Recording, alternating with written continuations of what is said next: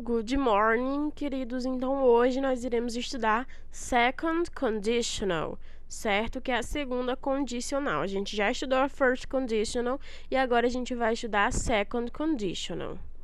A second conditional são orações usadas para falar de situações pouco prováveis ou mesmo irreais no futuro.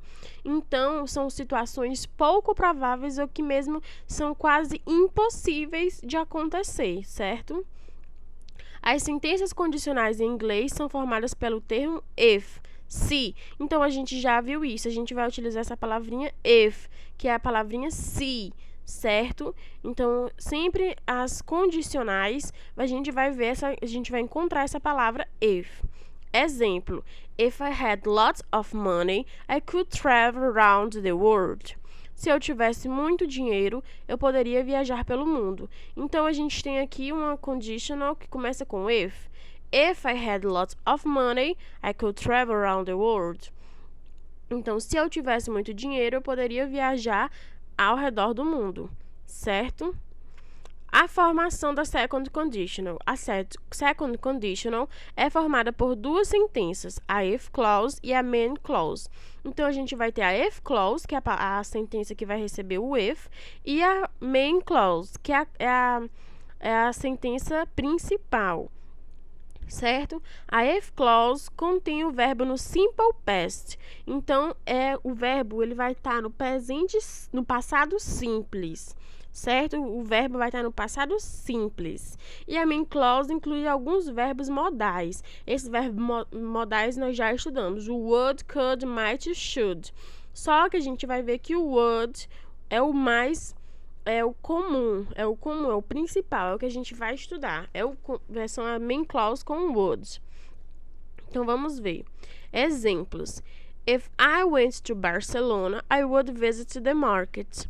Se eu fosse a Barcelona, eu iria visitar o mercado. Então, primeiro a if clause com a palavrinha if. E depois a segunda main clause com a palavrinha would. I would visit the market. Eu iria visitar o mercado.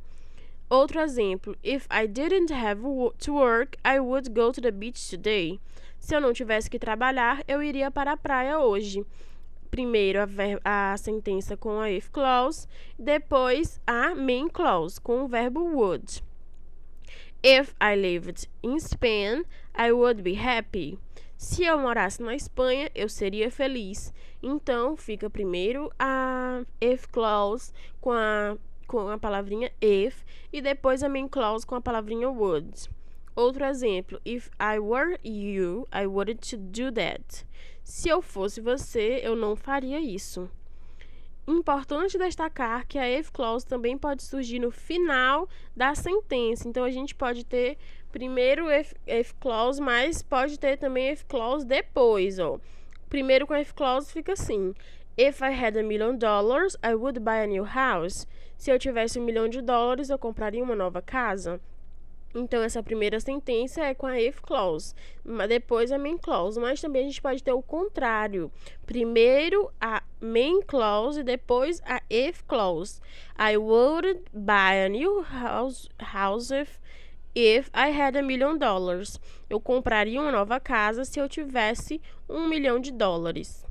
Observação: os verbos modais podem aparecer na forma contraída em expressões negativas. Ou seja, em expressões negativas, eu posso colocar would not como wouldn't, should not como shouldn't e could not como couldn't, certo?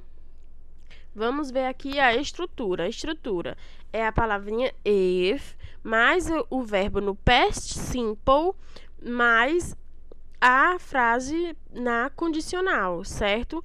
Então, a gente tem aqui o uso em situações imaginárias do presente ou futuro, certo? Então, são situações imaginárias, pouco prováveis de acontecer no presente ou no futuro. E exemplos a gente tem: If I won $1 million, I would buy a new car. Se eu ganhasse $1 milhão, eu compraria um novo carro. If I were you, I wouldn't quit smoking. Se eu fosse você, eu pararia de fumar, certo? Então, esse foi o nosso vídeo sobre second conditional.